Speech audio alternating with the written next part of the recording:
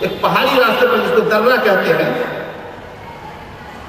50 تیر اندازوں کو متعین کیا تھا عبداللہ بن جبیر رضی اللہ عنہ کی سرکردگی میں، ان کی کمانڈنگ میں، اور سامنے دشمن سے لڑ رہے تھے، اور پیچھے وہ راستہ تھا کہ احد پہاڑ کے پیچھے سے آدمی بیک سے حملہ آور ہو سکتا تھا۔ کہا یہ بہت سینسیٹیو پلیس ہے، حملے کا بہت زبردست مقام ہے دشمنوں کے لیے، اس لیے اس مورچے کو مت چھوڑنا، یہاں بالکل مورچہ بند ہو جانے کی ضرورت ہے۔ اور یہ بھی فرمایا کہ ہماری جیت ہو کے ہاتھ، تم اس مقام سے نہیں ہٹو گے۔ بعض روایت میں کہ دیکھو گے کہ چڑیوں نے ہم کو اچک لیا، ہماری بوٹیاں نوچ کے کھا رہے ہیں، تو بھی تم کو اس پلیس کو نہیں چھوڑنا۔ کتنی واضح ہدایت ہے موجود ہے، کس کو دے رہے ہیں ہدایت؟ صحابہ کرام رضوان اللہ علیہ اجمعین کو، جو امت مسلمہ کے اندر ہی نہیں بلکہ پوری انسانیت کی تاریخ میں انبیاء کرام کو چھوڑ کر سب سے برگزیدہ اگر کوئی جماعت نبیوں کو چھوڑ دیجئے تو آدم علیہ السلام سے لے کر کے دنیا کے آخری انسان تک انبیاء اور رسولوں کو چھوڑ دیجئے علیہ السلام کو، تو صحابہ سے افضل دنیا میں کوئی قوم نہیں ہوگی۔ میں ایک بات توڑ کے بول رہا ہوں، انبیاء کرام کو چھوڑ دیجئے تو دنیای انسانیت میں کوئی قوم صحابہ کرام سے بہتر نہیں ہوگی۔ جنت میں سب سے پہلے محمد صلی اللہ علیہ وسلم جائیں گے، انبیاء کرام جائیں گے، اور تمام انبیاء کی قوموں میں سب سے زیادہ اور سب سے پہلے امت محمدیہ جائے گا، اور امت محمدیہ میں صحابہ کرام رضوان اللہ علیہ اجمعین جائے گا۔ ایسے ہی ان کی فضیلت ثابت ہوگی۔ یہ اتنا برگزیدہ گروہ ہے، لڑائی ہوئی، مسلمان پہلے ہی حملے میں کامیاب ہوئے، دشمن بھاگنے لگے، مال غنیمت سمیٹنے لگے۔ اب ان لوگوں نے جو اس مورچے کو سنبھال رکھا تھا، انہوں نے دیکھا کہ مسلمانوں کی تو جیت ہو گئی، دشمن بھاگ رہے ہیں، تو ہم کیوں نہ مال غنیمت سمیٹیں، ہمارے ساتھی لوگ لے لیں گے، وہ مالدار ہو جائیں گے اور ہم محروم ہو جائیں گے۔ عبداللہ بن جبیر نے کہا کہ نبی صلی اللہ علیہ وسلم کی نصیحت، تاکیدی آرڈر آپ کو یاد نہیں ہے کہ کسی بھی حال میں اس مورچے کو نہیں چھوڑنا ہے؟ تو آپ نے کہا تھا، لیکن کہنے کا یہ مطلب تھا اور یہ مطلب تھا، اور اب یہ کہ صاحب جنگ مسلمان جیت گئے ہیں اور دشمن بھاگ کھڑے ہوئے ہیں، تو کیوں نہ ہم مال غنیمت لوٹیں۔ میں آپ کی بات میں نہیں رہوں گا۔ 40 بندے وہاں سے نکل گئے، صرف 10 تیر انداز بچ گئے، اور شیطان تو چالاک تھا، موقع کی تلاش میں تھا، اس نے کہا عباد اللہ وخلاکم، مشرکین کو کہا کہ پیچھے سے حملہ کرو۔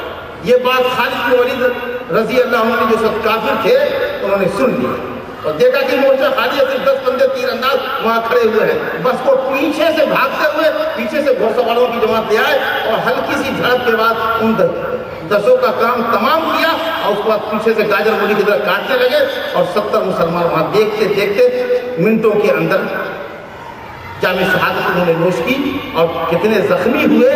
اتنا بڑا جو خسارہ ہوا انسانی جانوں کا اس جنگ کے اندر، صرف نبی صلی اللہ علیہ وسلم کے ایک آرڈر کی مخالفت کرنے کے نتیجے میں، ایک معاملے میں ڈسپیوٹ ہو جانے کے نتیجے میں۔ آپ نے تو کہا تھا کہ اگر ہماری جیت ہو تو بھی مت آنا، ہماری ہار ہو جائے تو بھی تم مدد کری مت آنا، ہم مورچہ خود سنبھالے کے نہ سنبھالے، تم اس مورچے کو بچا کے رکھو۔ اتنی تاکید کے بعد کیا بات ہو سکتی ہے؟ امت کا اتنا برگزیدہ گروہ ایک معاملے میں جھگڑا تو کیسے پھسلا، اور کیسے جیتی ہوئی بازی ہار گیا، اور کیسے وہاں ہوا اکھڑ گئی، آپ نے وہ محسوس کیا۔ اور مزید آپ سیرت کی کتابوں میں جنگی عہد کے واقعات کو پڑھیں، جو تفصیلات آئی ہیں اس کو پڑھیں، تو آپس کے جھگڑے کا انجام آپ نے دیکھ لیا۔ اب آئیے ایک دوسری آیت دیکھیے، پھر وہ آئیے آل عمران آیت نمبر 105، وَلَا تَكُونُوا كَالَّذِينَ تَفَرَّقُوا وَاخْتَلَفُوا مِن بَعْدِ مَا جَاءَهُمُ الْبَيِّنَاتُ، آپس میں تفرقہ مت کرو، ان لوگوں کی طرح مت ہو جنہوں نے اللہ کی واضح ہدایات کو حاصل کر لینے کے بعد آپس میں اختلاف کیا یا باہم مختلف اور متفرق ہوئے، ان کی طرح مت ہو۔ معلوم یہ ہوا کہ آپس میں اختلاف کرنا، قرآن و سنت کے ہوتے ہوئے آپس میں اختلاف کرنا، جوتیوں میں ڈالے بانٹنا، یہ کن کا شیوا ہے؟ یہود و نصارہ کا۔ ایک مقام پر اور دیکھیے، سورہ روم آیت نمبر 31-32 میں اللہ تعالیٰ کہتا ہے وَلَا تَكُونُوا مِنَ الْمُشْرِكِينَ مِنَ الَّذِينَ فَرَّقُوا دِينَهُمْ وَكَانُوا شِيَعًا كُلُّ حِزْبٍ بِمَا لَدَيْهِمْ فَرِحُونَ۔ کہا مشرکوں میں سے مت بننا، مشرکوں جیسا مت بننا. اور کیجیے گا جنہوں نے اپنے دین کو ٹکڑے ٹکڑے کیا، مختلف گروہوں میں مشرکین بٹے ہوئے، مختلف گروہوں میں. مشرکین کے ایک دو گروہ ہیں، کتنے گروہ ہیں مشرکین کے آپ دیکھیے، کتنے فرقے ہیں. بدھ مت ہے، جین مت ہے، سکھ مت ہے، ہندوازم کے اندر بھی آریہ سماج ہے، کبیر پنتھی ہے، اور کیا اور کیا اور کیا. اور اسی کے پیر میں مسلمانوں کے اندر بھی جو لوگ ہیں جو توحید کی ٹریک سے ہٹے ہوئے ہیں، ان کے درمیان بھی مختلف ناموں سے ایک لمبا سلسلہ دراز. میں اشارے کی زبان بول رہا ہوں، ان کے یہاں بھی ایک لمبا، کیونکہ میرے الذین فرقوا، یہ وہ لوگ ہیں جنہوں نے دین میں تفرقہ کیا. اللہ کا نام ایسے مت بنا، یہ مشرکوں کا شیوا ہے. تم کو تو اللہ نے متحد کیا ہے کتاب و سنت پر، تو مشرکوں سے مت بننا جنہوں نے. اور پھر قربت ہونا چاہیے کہ کل لوگ ہندو پہ مان نہیں بڑے ہوں. یہ جتنے فرقے ہیں مشرکین کے، چاہے مسلمانوں کے مشرک ہوں کہ کفار کے مشرک ہوں، یہ جتنے فرقے ہیں ہر فرقہ یہ کہہ رہا ہے ہم صحیح ہیں، ہم صحیح ہیں، ہم صحیح ہیں. تو معلوم یہ ہوا ان دو آیتوں سے، سورہ روم آیت نمبر 31-32 اور سورہ آل عمران آیت نمبر 105 سے معلوم ہوا کہ افتراق اور انتشار اور اختلاف یہ یہودی و نصارہ اور مشرکین کا شیوا ہے. بھلا یہ چیز کیا مسلمان کو دے دیتی ہے؟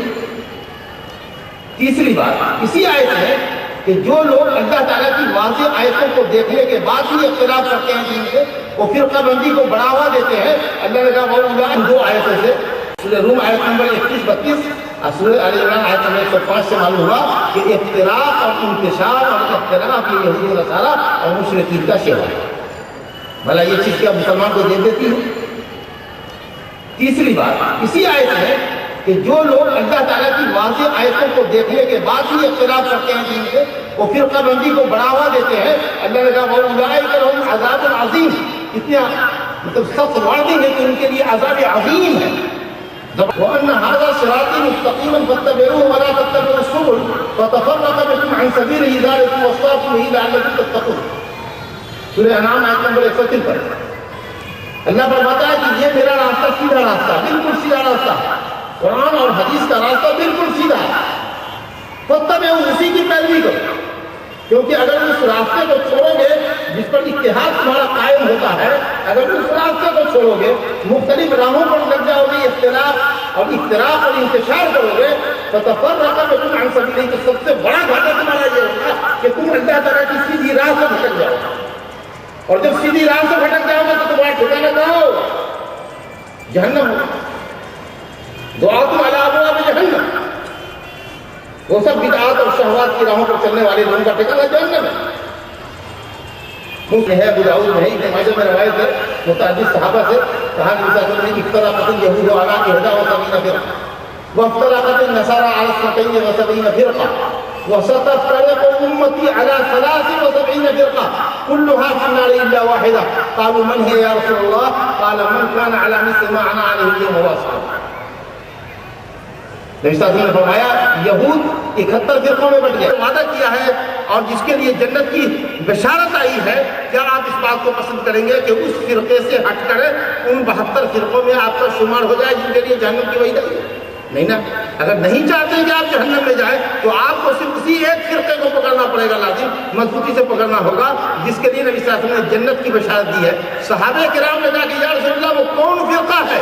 کہا وہ جو میرے طریقے پر ہے اور میرے صحابہ کے طریقے پر. میں آج جس دین پر ہوں اور میرے صحابہ جس دین کے ہیں، اس دین پہ جو لوگ ہوں گے، اس کا مطلب کہ کل صحابہ تو جنتی ہو گئے نا. کہا میں اور میرے صحابہ کے طریقے پر، یہیں سے کلین چٹ مل گئی کہ کل کے کل صحابہ جنتی ہیں. وَكُلًّا وَعَدَ اللَّهُ الْحُسْنَىٰ، تمام صحابہ کے لیے اللہ نے جنت کا وعدہ فرمایا. اور پھر وہ تمام لوگ قیامت تک آنے والے لوگ جو صحابہ کے پیٹرن پر زندگی گزارتے ہیں وہ بھی کامیاب ہونے والے ہیں. اب اس میں مولوی صاحب بھی آ سکتے ہیں، تاجر صاحب بھی آ سکتے ہیں، آپ انگریزی داں بھی آ سکتے ہیں، آپ کسان ہیں تو کسان بھی آ سکتے ہیں، آپ ڈاکٹر انجینئر ہیں آپ بھی آ سکتے ہیں.